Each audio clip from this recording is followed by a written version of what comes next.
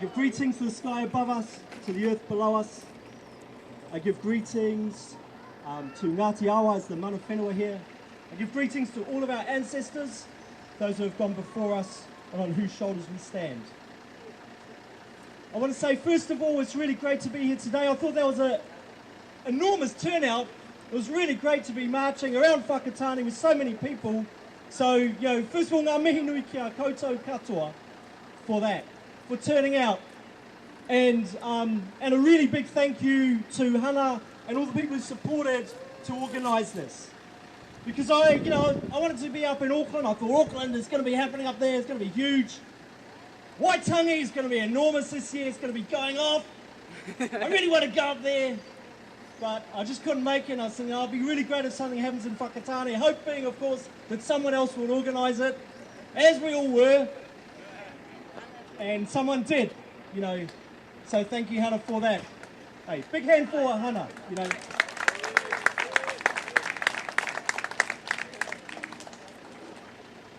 But it's actually really important to be here in Whakatane. I mean, Auckland's going to be great, but it's really important that we're here in Whakatane and in towns and cities all over the country to say that we do not support this neoliberal corporate agenda.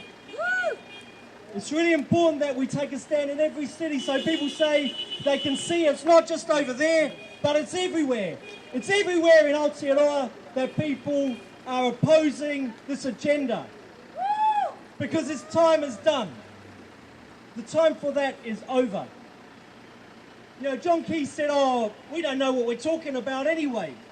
It was kind of ironic since they wouldn't tell us anything about the TPPA, wouldn't release any information, the most secretive trade deal in the history of the country. Yeah. Now they've released the text. People are working really hard to try and analyse those texts to help us understand. And if you want to know about what the text really means, there's a really fantastic website called tpplegal.wordpress.com. tpplegal.wordpress.com, and it's got people like Rod Oram, Professor Jane Kelsey, Barry Coates, a whole load of really top-class academics really looking through and working through so we can understand what it really means, because it's a complicated and extensive text, right? But one of the things they're saying is that even though the text has been released, the government's not releasing all of the negotiating notes, they're not releasing all of the briefing papers and all these things, so it's very difficult for people still, even with the text, to understand what it means. So it's kind of ironic for the government to be saying we don't know really what we're talking about. But actually it's not even true, because in my experience, the people who are opposing the TPPA are the ones who know what it's about. It's the people who don't really know, who are kind of cruising along with it. And so that's why I really acknowledge all of you today for making yourselves informed, for caring enough to find out about what the issues are, and then turn out on the street and show your opposition to the TPPA and your support for a better kind of New Zealand. Because that's what this is really about. So when we look at it, the government says it's going to be great. It's going to be great for the economy. The Ministry of Foreign Affairs and Trade did an analysis. They said, it's going to increase GDP by 0.9% by 2030. It's going to be fabulous. And all of the growth projections are saying, well, by 2030, we're going to have 47% growth anyway. And so you're just talking about another 0.9% on top of that. So it's negligible. The benefits are negligible. But what they're not doing is saying, what are the costs to us? The cost to us in loss of sovereignty. The cost to us in loss of decision making. And even the economic cost to us. Because with the intellectual property rights and things that are coming in, it means we're going to be paying more for things like access to music, access to movies. It means that, in fact, the analysis is showing now that it's going to mean more unemployment for New Zealand, and it's going to mean greater inequality. And really, to me, one of the biggest economic issues we face in this country is inequality. that for the past few decades, the rich have been getting richer, the poor have been getting poorer. And what does that mean for us? What does that mean for us as a people? And is that the kind of country that we want to live in? No.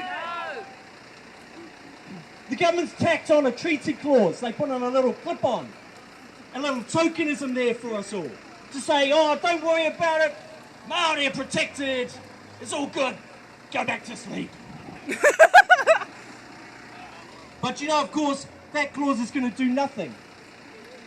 Because what the TPPA does, one of the things it does among many, is it entrenches state and corporate intellectual property rights that do nothing to protect mātauranga Māori. But what they do is they protect the profits of multinational corporations. What do you think they raided Kim.com's mansion?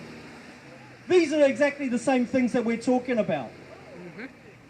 So that treaty, so-called treaty clause, is going to do nothing for Māori. And in fact, the United Nations Special Rapporteur on Indigenous Rights has said these kind of agreements are a massive threat to Indigenous people all over the world, because they make it, they impinge on Indigenous rights, and they make it harder to get remedies for the injustices of the past.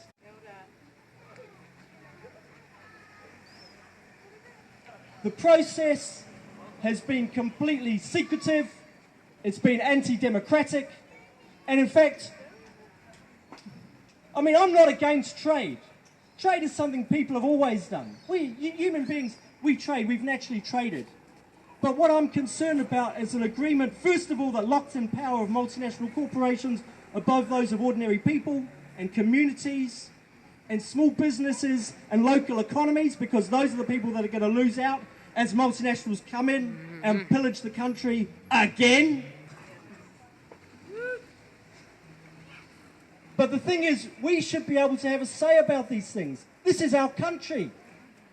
We shouldn't have a government going away and negotiating secret deals behind our back and refusing to even tell us what's in it. We should have an opportunity to get together as a nation and talk about these things and say, is this what we want for our country? And for us as a people to decide whether that's what we want to do or not.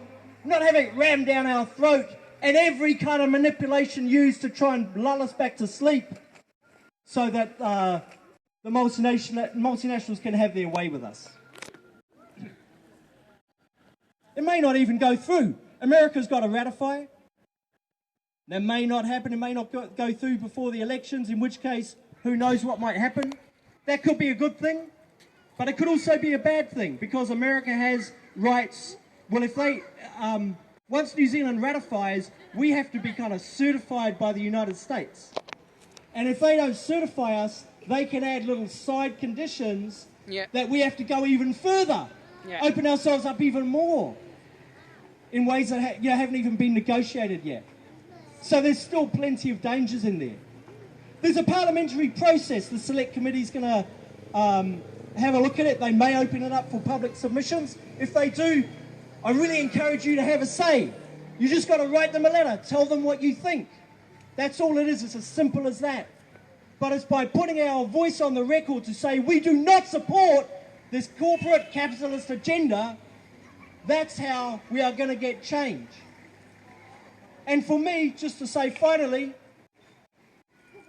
even if the TPPA goes through, it's just one more step.